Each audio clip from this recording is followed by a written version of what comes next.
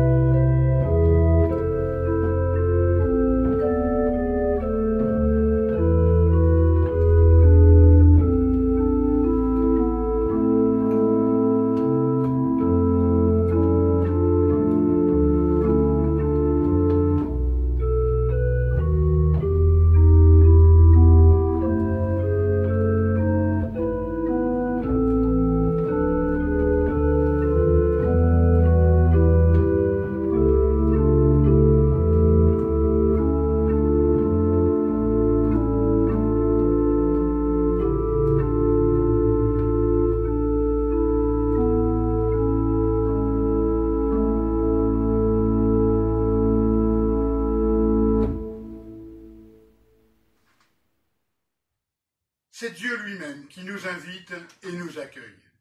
Il nous invite pour ce culte ensemble par-delà nos connexions téléphoniques 4G, Wi-Fi, Internet, ADSL. C'est un Dieu qui tient ses promesses, des promesses de paix et d'amour, de joie et d'espérance. Il y a 15 jours, nous avons célébré la résurrection du Christ. Il s'est fait connaître aux pèlerins d'Emmaüs. Sur nous et pour nous, s'est levé un jour nouveau. Oui, frères et sœurs, ne doutons pas. Le Christ est parmi nous. Bienvenue. Bienvenue à toutes et à tous, à chacune, à chacun. Nous prions. C'est bel et bien une vie nouvelle qui nous est offerte. Avec le Christ ressuscité, c'est nous aussi qui sommes relevés. Frères et sœurs, laissons grandir en nous cette vie qui vient de Dieu. Soyons réveillés, soyons conscients, soyons vivants. Depuis Pâques et la résurrection, la vie en Christ nous est donnée. En ce moment même, nous recevons à nouveau notre part d'une liberté renouvelée. Voici que vient la certitude de la vie, de l'amour, de la confiance.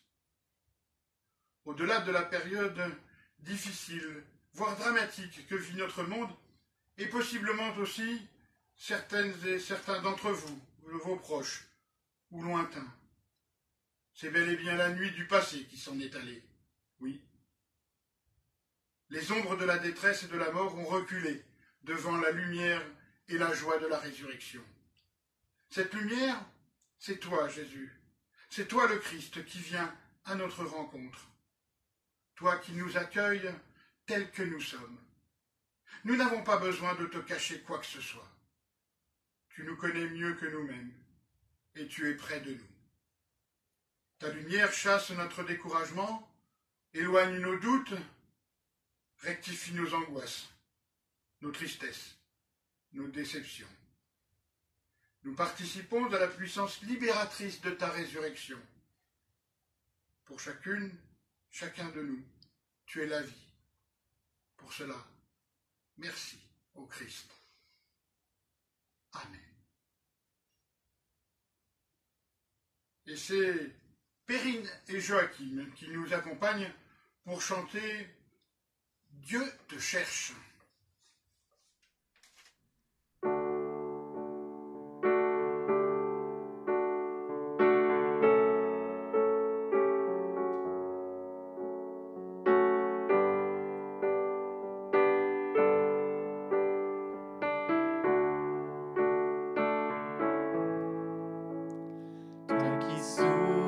Solitaire, Dieu te cherche en cet instant. Toi qui subis la misère, Dieu te cherche et son cœur t'attend. Ouvre ton cœur à la grâce. Dieu te cherche, viens donc à lui. N'attends pas que ce jour passe. Dieu te cherche, viens aujourd'hui. Dieu te cherche, Dieu te cherche, Dieu te cherche pour te guérir. Dieu te cherche, Dieu te cherche, Dieu te cherche, veux-tu venir? Si ton âme est assoiffée, Dieu te cherche pour l'abreuver. Si ta vie semble souillée, Dieu te cherche pour la sauver. Ouvre ton cœur à la grâce. Dieu te cherche, viens donc à lui. N'attends pas que ce jour passe. Dieu te cherche, viens aujourd'hui. Dieu te cherche, Dieu te cherche, Dieu te cherche pour te guérir.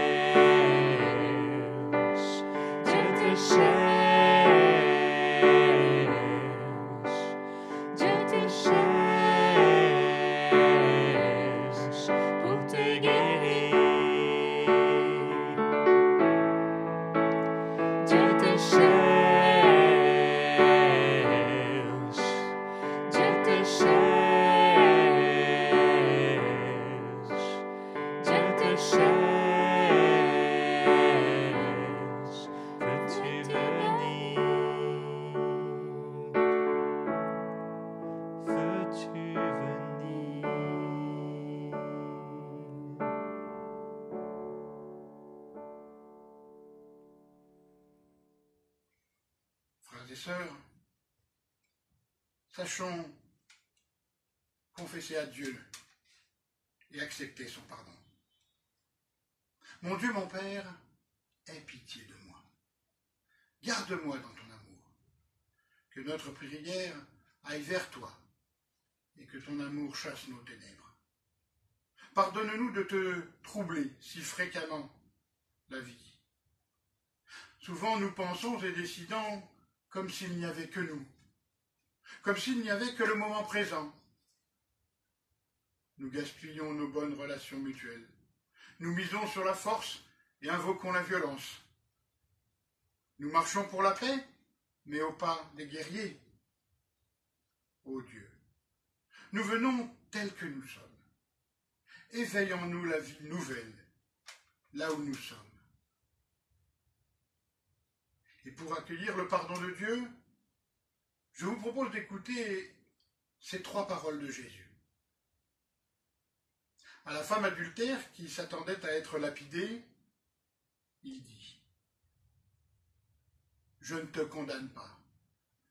Va et ne pêche plus. » Au paralysé qui ne pouvait voir Jésus et que les gens font passer par le toit de la maison où se trouvait le Christ, il dit « Prends courage, mon fils, tes péchés sont pardonnés. » À Zachée, enfin, qui, après avoir rencontré le Christ, reversera la moitié de sa fortune aux pauvres. Il dit « Le salut est entré aujourd'hui dans cette maison, parce que cet homme est aussi un descendant d'Abraham. » Sachons nous aussi, frères et sœurs, vivre du pardon de Dieu, ce pardon qui nous est renouvelé aujourd'hui et à jamais.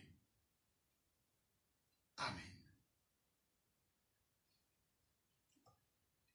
Et ce sont maintenant Christine et Didier qui nous conduisent pour chanter « Mon ancre et ma voile ». Ce chant sera suivi de la lecture biblique et de la prédication.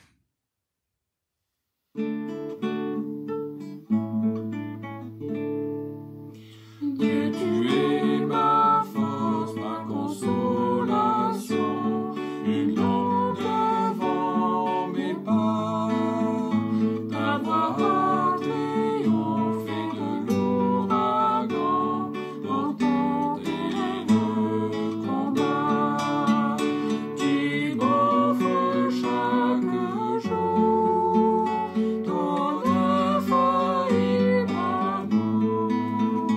Toi qui as fixé le cours des étoiles, sois mon encre, sois ma voile.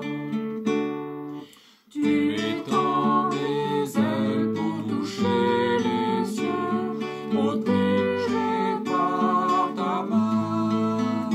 Ta grâce m'appelle à lever les yeux et suivre ton chemin.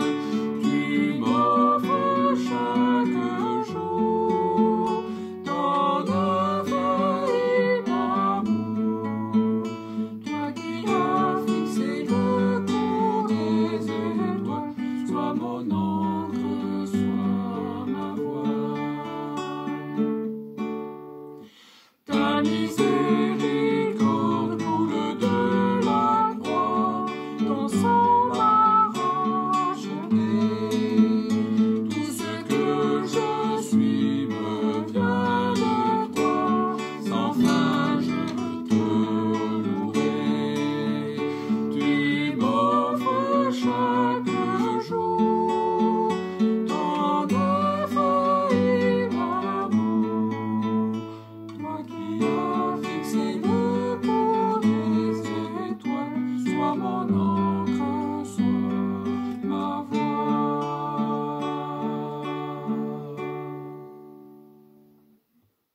Écoutons donc le texte de l'Évangile aujourd'hui, ces fameux récits des disciples qui sont sur le chemin d'Emmaüs en Luc 24, 13 à 35. Luc 24, 13 à 35. Il est écrit ceci. Ce même jour, 2 disciples se rendaient à un village appelé Emmaüs, qui se trouvait à environ 2 heures de marche de Jérusalem. Ils parlaient de tout ce qui s'était passé. Pendant qu'ils parlaient et discutaient, Jésus lui-même s'approcha et fit route avec eux. Il les voyait, mais quelque chose les empêchait de le reconnaître. Jésus leur demanda « De quoi discutez-vous en marchant ?» Ils s'arrêtèrent, tout attristés. L'un d'eux, appelé Cléopas, lui dit « Es-tu le seul habitant de Jérusalem qui ne sache pas ce qui s'est passé ces derniers jours ?»« Quoi donc ?»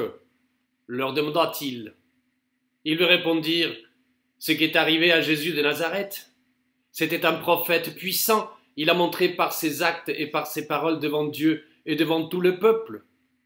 Les chefs de nos prêtres et nos dirigeants l'ont livré pour le faire condamner à mort et l'ont crucifié.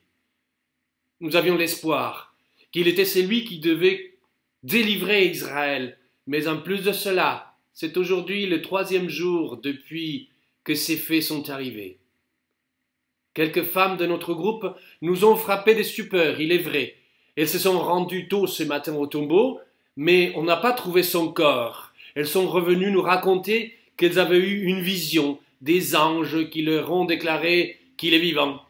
Quelques-uns d'entre nous sont allés au tombeau et ils ont trouvé tout comme les femmes l'avaient dit. Mais lui, ils ne l'ont pas vu. Alors Jésus dit, « Gens sans intelligence, que vous êtes lents à croire tout ce qu'ont annoncé les prophètes. Ne fallait-il pas que le Christ souffre ainsi avant d'entrer dans sa gloire ?» Puis, il leur expliqua ce qui était dit à son sujet dans l'ensemble des Écritures, en commençant par le livre de Moïse et en continuant par tous les livres des prophètes. Quand ils approchèrent du village où ils se rendaient, Jésus fit comme s'il allait poursuivre sa route, mais ils le retinrent avec insistance en disant « Reste avec nous, car le jour baisse déjà et la nuit approche. » Il entra donc pour rester avec eux. Il se mit à table avec eux, prit le pain, il dit une prière de bénédiction, puis il le partagea et le leur donna. Alors leurs yeux s'ouvrirent et ils le reconnurent, mais il disparut de devant eux. Et ils se dirent l'un à l'autre, « N'y avait-il pas comme un feu qui brûlait au-dedans de nous quand il nous parlait en chemin et qu'il nous expliquait les Écritures ?» Alors ils se levèrent et retournèrent à Jérusalem. Ils y trouvèrent les 11 disciples réunis avec les autres, qui disaient « Le Seigneur est vraiment ressuscité, il est apparu à Simon. » Eux-mêmes leur racontèrent ce qui s'était passé en chemin et comment ils avaient reconnu Jésus au moment où ils partageaient le pain. Superbe texte encore une fois de l'évangile de Luc. Vous savez, dans les évangiles, les apparitions du ressuscité à ses disciples, femmes et hommes, ont ces apparitions ont plusieurs sens, au moins un double sens, au moins une double intention ici. Tout d'abord, c'est corroborer l'annonce de la résurrection, dire à ses disciples et au monde entier, voilà, tout ce que je vous ai dit, tout ce que j'ai enseigné, c'est vrai. Tout ce que je vous ai montré, c'est vrai. Il n'y a plus d'ennemis invaincus. Tous, même la mort a été battue par le pouvoir de l'amour et de la grâce de Dieu. Et ensuite, l'intention des apparitions de Jésus ressuscité ont aussi pour but de commencer à dessiner d'une manière forte et concrète les lignes d'action de l'Église naissante. Et en cela, ce texte est une formidable boîte à idées, une feuille de route pour une Église en mission. Alors vous me direz, mais de quoi il nous parle d'Église en mission alors qu'on est tous confinés? Oui, aujourd'hui nous sommes confinés, pas tous, mais nous sommes majoritairement confinés. Mais demain nous allons sortir et demain nous allons devoir continuer notre mission. Ô combien importante cette crise nous a montré aussi la vanité et la vacuité des sens donnés parfois à la vie ailleurs. Et donc ce texte nous donne des pistes pour l'Église à venir, pour cette Église que nous allons continuer après ce confinement. Donc nous sommes comme dans un stade de préparation, comme si on était au vestiaire avant de commencer le match et on se prépare, on écoute. Regardez sinon tout ce qui se passe dans ce texte. D'abord, ce texte nous dit que ces disciples sont en chemin. Ça peut paraître un détail insignifiant, mais ces disciples d'une manière ou d'une autre, se sont mis en route. L'autre partie des disciples, comme nous, à Jérusalem, confinés, enfermés, dominés par la peur. Et ce qui est fabuleux dans ce texte, c'est que Jésus va rejoindre ses disciples sur leur chemin de désespoir. Il n'y a plus rien à faire. Nous ne sommes pas arrivés. L'aventure est terminée. On y croyait pourtant. On y croit peut-être un tout petit peu encore, mais bon, quand même, ça fait 3 jours et bon, Jésus, nos autorités l'ont tué, il est bien mort et les morts ressuscitent rarement. Et Jésus vient les rejoindre, non pas dans l'euphorie de la victoire assurée, il vient les rejoindre dans ce moment de désespoir. De la même manière, il vient rejoindre son Église, non pas dans la situation rêvée, une fois qu'on a tout mis en place parfaitement pour que ça marche, non. Mais justement, quand nous attendons peu de choses ou presque plus rien, quand le désespoir et la tristesse semblent ne pas nous laisser d'autre choix que de revenir sur nos pas et de retourner faire ce que nous faisions auparavant. Revenir à notre vie d'avant, rentrer chez nous, à Emmaüs, ces lieux d'où nous sommes sortis un jour appelés à la vie par ce même Jésus. On rentre, on va essayer de faire comme avant, comme si rien ne s'était passé. La rencontre avec Jésus, pourtant, nous avait montré que la vraie vie se trouve en lui. Comment pourrions-nous revenir et faire comme avant, sans ressentir tristesse et désespoir? Nous n'avons donc rien appris de cette expérience. Tant de doutes chez ses disciples, tant de questions comme chez plusieurs d'entre nous. Mais pour ceux-là, une chose est sûre, il faut se lever d'une manière ou d'une autre, il faut bouger, on ne peut pas rester à rien faire. Message pour l'Église aussi, ne reste pas à rien faire, mets-toi en chemin, bouge-toi, quoi qu'il arrive, bouge, prends un chemin, même celui qui ne semble conduire à rien d'autre qu'à ce que nous avons toujours fait, car peut-être même dans cette route de désespoir, il est fort probable que le Christ vienne te rejoindre. En deuxième lieu, dans ce texte, vous voyez que le Christ rejoint ses disciples là où ils sont. Ah, il rejoint les uns les autres là où ils sont, là où on est. Cette phrase, on l'utilise beaucoup. On l'utilise tellement en Église que parfois, elle ne veut plus rien dire. Ça sonne joli, on a l'air intéressant en la disant, mais il y a souvent une certaine distance entre l'énoncé et l'action concrète. Que veut dire que Jésus rejoint les êtres humains là où ils sont? Dans les cas de ses disciples, il se joint à eux comme un de plus, se joignant à leur conversation et non pas en imposant la sienne. De quoi parlez-vous en chemin, dit Jésus. Et c'est pas une question piège. C'est pas cette question que je pose pour après, une fois que j'aurai laissé le 20 secondes de réponse, je viens asséner ma réponse derrière. Non, c'est une vraie écoute. Il écoute. Jésus entre en relation sans vouloir manipuler la conversation pour l'amener ailleurs. Il écoute leurs peurs, leurs espoirs, seule manière de pouvoir apporter après quelque chose à l'échange. On écoute l'autre jusqu'au bout de son histoire sans l'interrompre, sans être pressé de lui asséner nos 4 vérités dès qu'il prendra, comme moi, une petite pause pour respirer. Jésus s'approche pour écouter, pas pour lancer des grands discours, et il commence par une question. Il passe même pour un naïf. Tu es même le seul qui vient de Jérusalem et qui ne sait pas ce qui s'est passé. Jésus, et à cela, il nous montre quelque chose pour nos églises et pour nous-mêmes. Jésus sait dialoguer. Et il permet à chacun de se raconter, et non pas de se la raconter, ou pourquoi pas peut-être, oui. Chacun peut se dire, chacun peut raconter son histoire, se présenter tel qu'il est devant lui. Jésus leur laisse faire cela. Il n'intervient pas, il ne juge pas, il ne donne pas tout de suite des conseils. Il permet dans un premier temps qu'ils donnent le sens que les événements ont eu pour eux. Et être une église des témoins signifie que nous sommes aussi, que nous devons être des gens et des lieux qui permettent à chacun et à chacune de se raconter, d'être à l'écoute de l'autre sans jugement, gratuitement. En 4e lieu, Jésus explique les Écritures et leur cœur brûle, disent les disciples après. Dans ce texte boîte à outils, dans ce texte boîte à idées pour l'Église, Jésus continue de dérouler sa pédagogie pour aider les uns les autres à arriver à lui.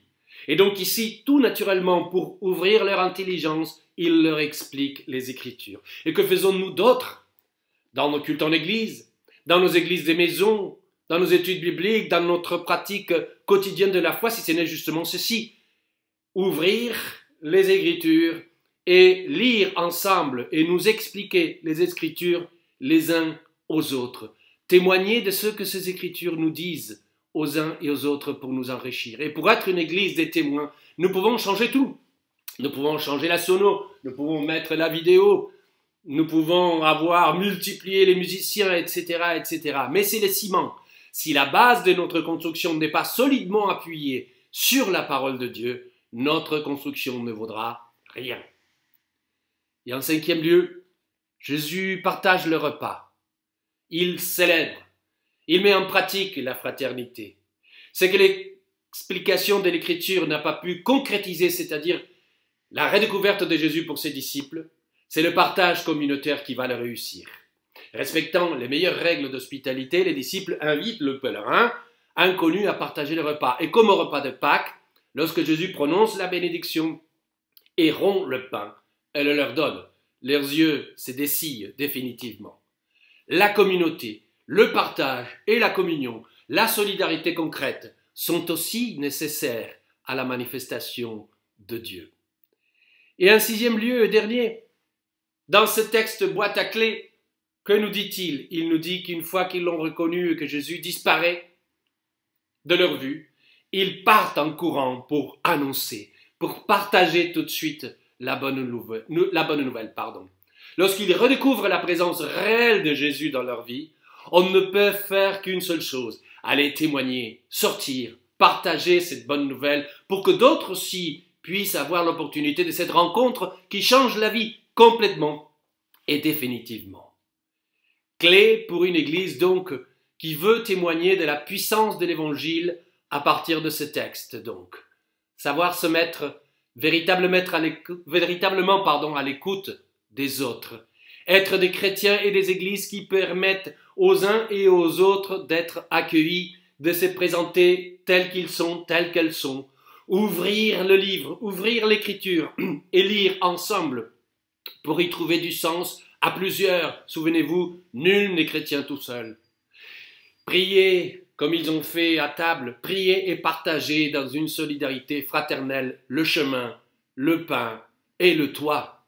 Et surtout, partager le témoignage, dire sans honte ni peur, mais en toute humilité ce que nous vivons et offrir à l'autre cette même expérience de vie. Ces textes de pèlerins d'Emmaüs nous montrent une fois de plus que l'espérance vient toujours de Dieu, même et surtout quand tout semble être perdu.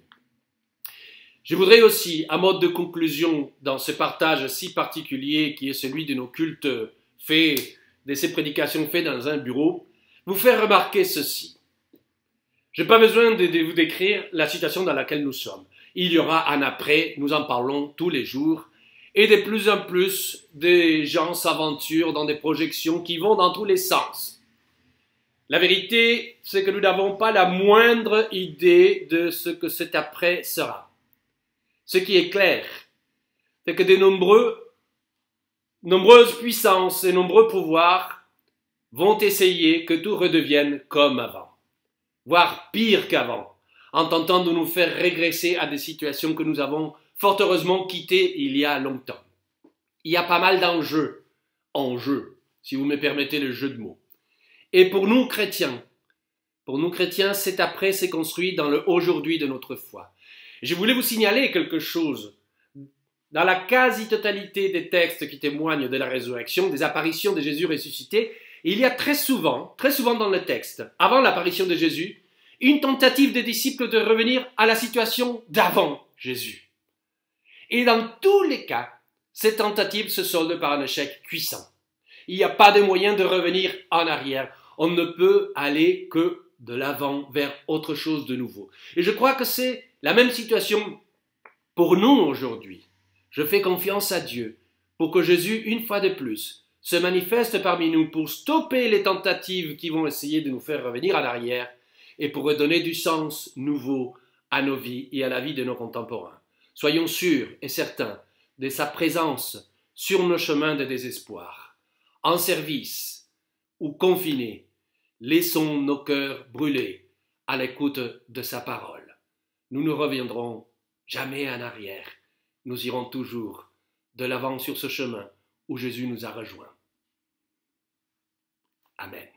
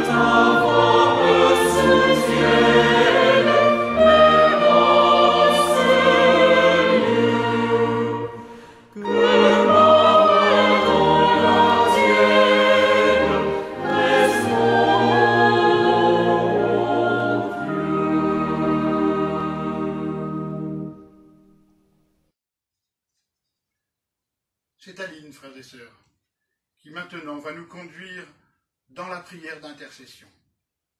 Celle-ci sera suivie par le Notre Père chanté, puis la bénédiction. Unissons-nous dans la prière d'intercession.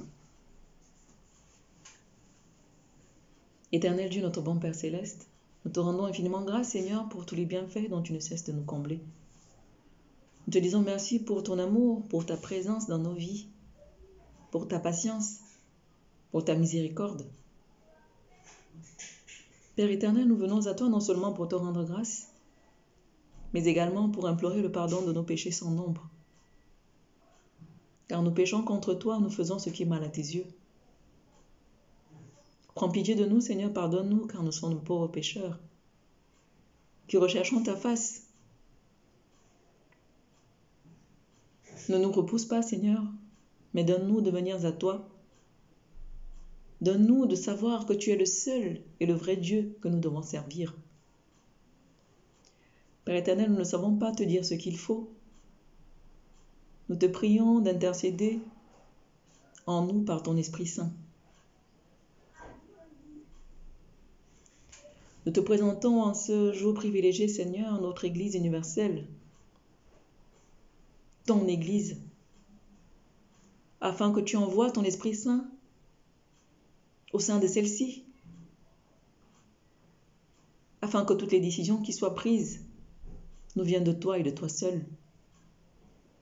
Nous te présentons également les bergers qui œuvrent au sein de celle-ci, afin que tu leur donnes l'intelligence, la sagesse, la patience et l'amour nécessaires pour mener à bien leur mission. Donne à nous, tes brebis, d'écouter la parole qui nous est donnée, de la garder dans nos cœurs et de la mettre en pratique, Seigneur. Comme un arbre qui produit de bons fruits, donne-nous de garder cette parole et de la partager dans notre entourage, afin que nul ne dise « Je n'ai jamais reçu la parole, je ne suis pas au courant de celle-ci ». Père Trois Fois Saint, nous te présentons le monde et toutes ses difficultés. Nous te présentons les pays en guerre, les crises raciales, Seigneur. Nous te présentons la pandémie actuelle, le coronavirus qui sévit dans le monde et qui cause des désastres. Prends pitié de nous, mon Dieu, mon roi, éradique cette maladie, cette pandémie.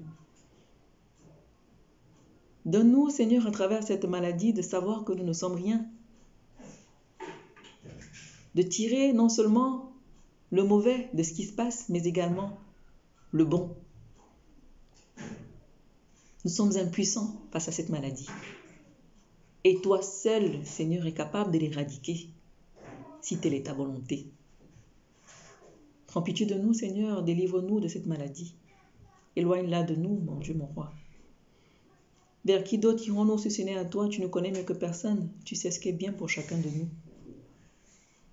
Père éternel, nous te prions pour les malades, les veuves, les orphelins, les victimes d'injustice, les laissés pour compte, les prisonniers. Va auprès de chacune de ces personnes et accorde-leur le soulagement dont elles ont besoin. Merci pour ces églises que tu as instituées au sein de chaque domicile, afin que ta parole continue de germer en nous. Tu es le Dieu que nous devons servir, un Dieu d'amour, Seigneur. Donne-nous ta paix, cette paix qui vient de toi et de toi seul. Vers qui d'autre irons-nous si ce n'est à toi? Seigneur, nous ne saurons terminer cette prière sans dire celle que ton Fils, Jésus-Christ, nous a enseignée en chantant.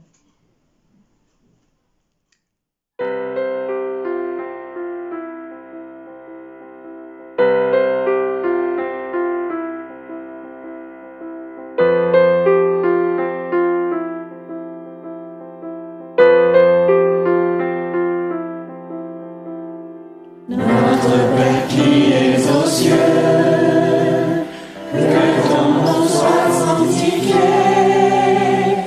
que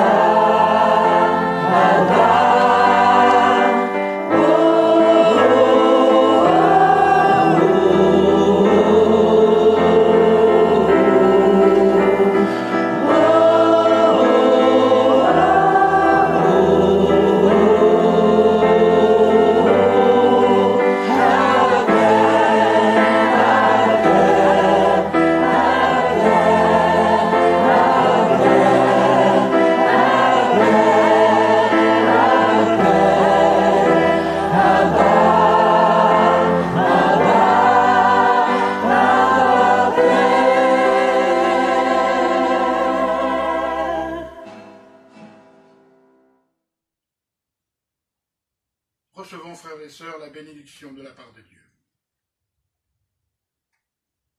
Vous êtes relevés par le Christ, alors vous aussi, allez sur ce chemin qui va vers Emmaüs. Allez comme vous le pouvez, à la rencontre de celles et ceux que Dieu met sur votre route. Vous avez entendu dire, vous êtes le sel de la terre. Eh bien, sachez que même et surtout, dans les circonstances que nous vivons, vous pouvez être ce sel dont la terre a besoin. Alors oui, soyez ce sel, en faisant le bien que Dieu attend de vous, car il vous en sait capable. Frères et sœurs, le Dieu Père, Fils et Saint-Esprit pose sa face sur vous. Il vous bénit et vous garde maintenant et à jamais. Allez dans la paix du Christ. Amen. Nous terminerons ce temps de culte guidés par Samuel et Elsa pour chanter « Que l'Éternel te bénisse ».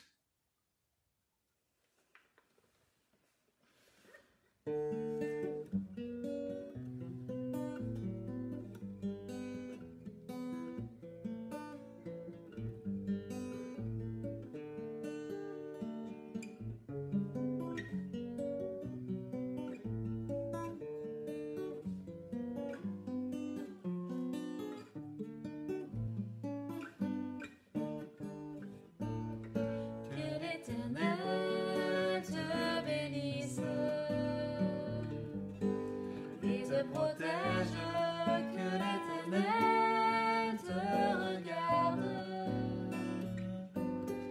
avec bonté et qu'il te fasse grâce, et qu'il te fasse grâce, que l'Éternel